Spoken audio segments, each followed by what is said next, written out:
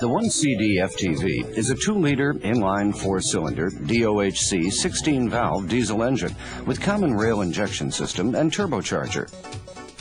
The engine has adopted numerous cutting-edge technologies. Among them, this video describes the new diesel injection system, which has achieved high performance, clean emissions, low noise, and low vibration.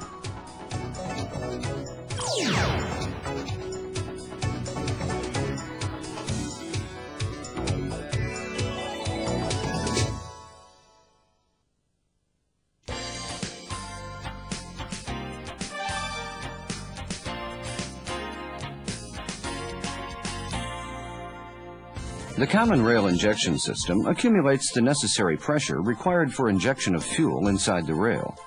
Just like the EFI system of the gasoline engine, this system injects fuel into the cylinders by opening and closing the injectors in accordance with the electrical signals output by the ECU. Therefore, this system can finely regulate the injection volume and timing, thus contributing to highly efficient operation and clean emissions.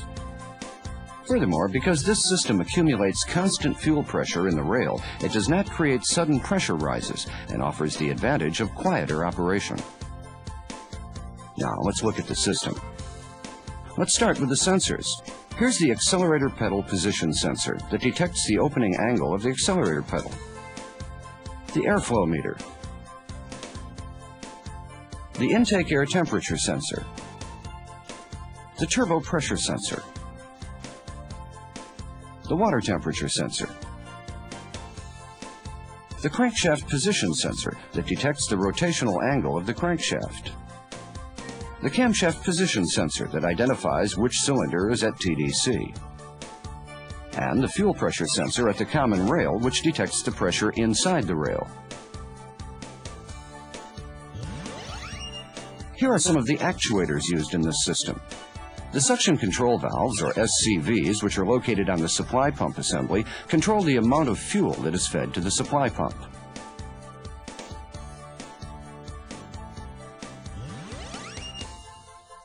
The electronic driver unit, or EDU, which boosts the injection signal from the ECU. And the injectors that inject fuel in accordance with the injection signal.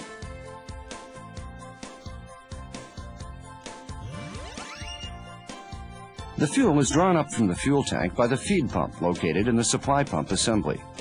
Then it passes through the fuel filter and is fed to the supply pump. The fuel becomes pressurized in the supply pump to reach the injection pressure. The pressurized fuel is fed into the common rail where it is accumulated. The fuel that accumulates in the common rail is distributed via the injection pipes to the injectors of the cylinders. Then the injection signal from the ECU opens the injectors to inject fuel.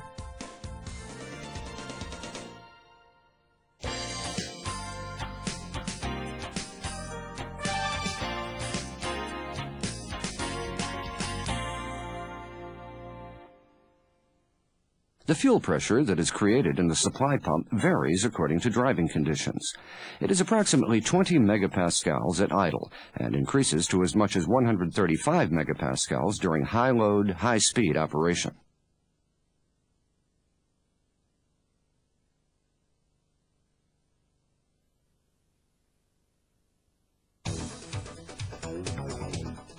Let's look at its internal construction.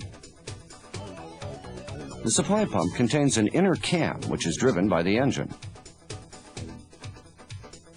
On the inside of the inner cam, there are two sets of opposing plungers. Each set of opposing plungers is positioned at a 90-degree angle from each other, and each plunger operates independently. The tip of each plunger is provided with rollers that come in contact with the inside of the inner cam. The inside of the inner cam is oval. The rotation of the inner cam pushes the plungers via the rollers, which effectively pumps the fuel. The use of the two opposing plungers in this manner minimizes the drive torque fluctuations, which makes for quieter operation.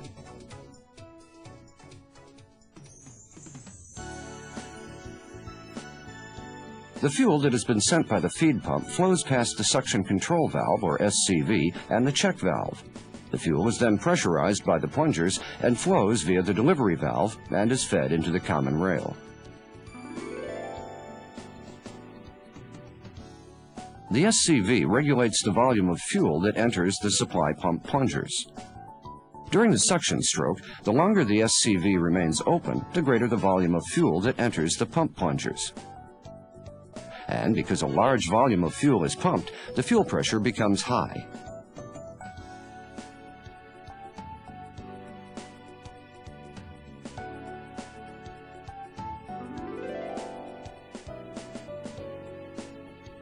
During the suction stroke, the shorter the SCV remains open, the smaller the volume of fuel that enters the pump plungers. And because only a small volume of fuel is pumped, the fuel pressure becomes low.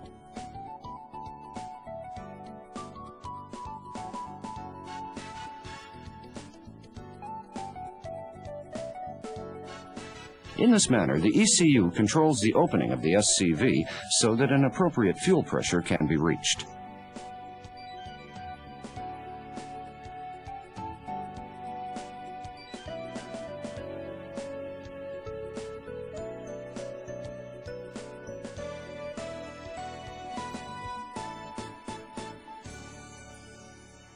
Let's watch on an oscilloscope to see how the SCV is controlled. To easily monitor the operation of the SCV, let's see the electrical current that flows through the SCV. The SCV signal is shown at the top and the fuel pressure sensor signal at the bottom. Here's a comparison between the no-load condition at 1500 RPM and the load condition at 1500 RPM. It's evident that in the load condition, the SCV remains open longer and the pressure in the rail is higher. Thus, according to the signals received from the sensors, such as those of the accelerator pedal or the engine, the ECU controls the SCV in order to regulate the fuel pressure that is needed for the particular driving condition. Then, the resulting pressure is fed back to the ECU by the fuel pressure sensor in the rail.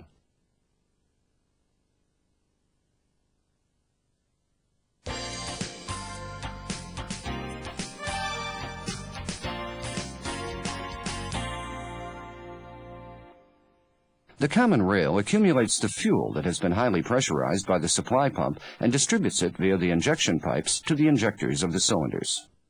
A fuel pressure sensor is provided at one end of the common rail to detect the fuel pressure in the rail and to send it as a signal to the ECU.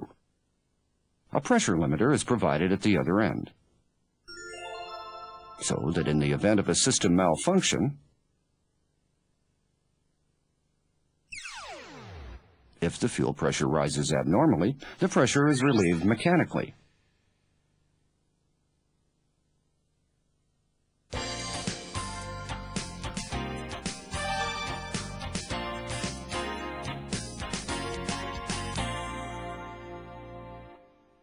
On receiving the signal from the EDU, the injector opens its nozzle to inject the fuel that has been accumulated in the common rail.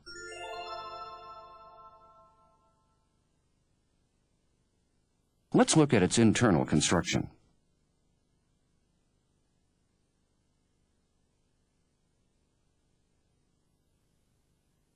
The fuel that is fed from the common rail separately enters the control chamber and the nozzle portion of the injector.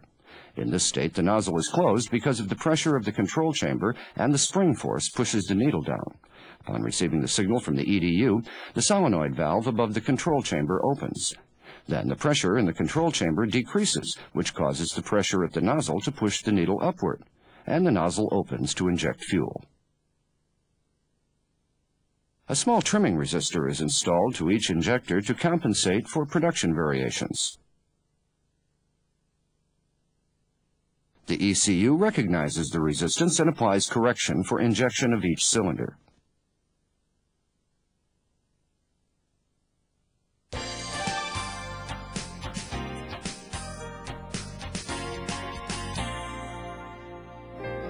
How does the ECU determine the injection volume and timing? Let's first look at the injection volume. The ECU calculates the basic injection volume and the maximum injection volume, and whichever is smaller is determined to be the actual injection volume. The basic injection volume is calculated from the engine RPM signal and the accelerator pedal position signal. From these two signals, the injection volume that is required by the driver is calculated. On the other hand, the maximum injection volume is calculated based on the actual intake air volume and temperature that have been obtained from various sensors, such as the fuel temperature sensor, in addition to the engine RPM signal. Thus, a volume of fuel that can theoretically be burned completely is calculated. These two calculated values are compared, and the ECU determines the smaller of the two to be the actual injection volume. In this manner, the ECU is always taking the actual intake air volume into consideration to determine an optimal injection volume that does not generate black smoke. In particular, in the 1CD FTV engine, the changes in the intake air volume during the transient state is detected by the airflow meter in order to correct the injection volume. Now, let's take a look at the injection timing.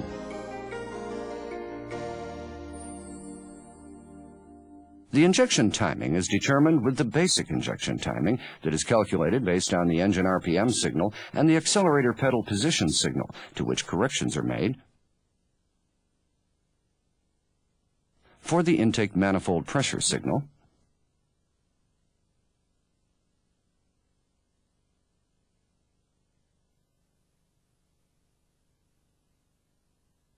and the water temperature sensor signal.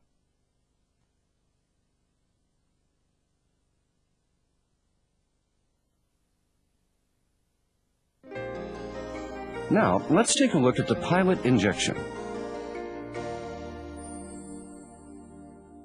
A pilot injection is a small amount of fuel that is injected before the main injection. Accordingly, when the main injection starts, the fuel that was injected beforehand is already burning and serves to smoothly ignite the fuel of the main injection. As a result, a sudden rise in the cylinder pressure during the combustion stroke is restrained, thus enhancing the quieter operation of the engine. Let's take a look at the actual injector signals on an oscilloscope. To easily monitor the operation here also, let's see the electrical current that flows through the injector. It is evident that the pilot injection takes place before the main injection.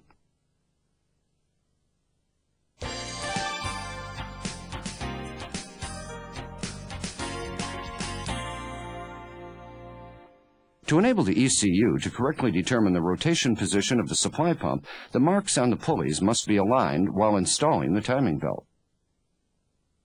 The pressure of the fuel becomes extremely high in the common rail. Therefore, pay close attention when installing the unions of the injection pipes or the inlet pipes.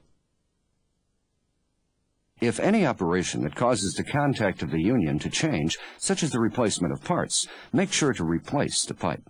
For details, refer to the repair manual.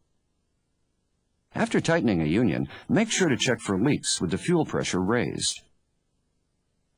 The fuel pressure can be raised by conducting an active test using a handheld tester.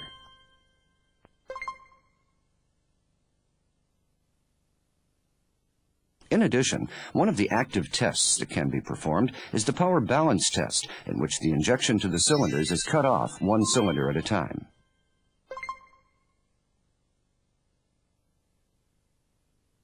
The pressure limiter of the common rail has been precisely adjusted at the factory.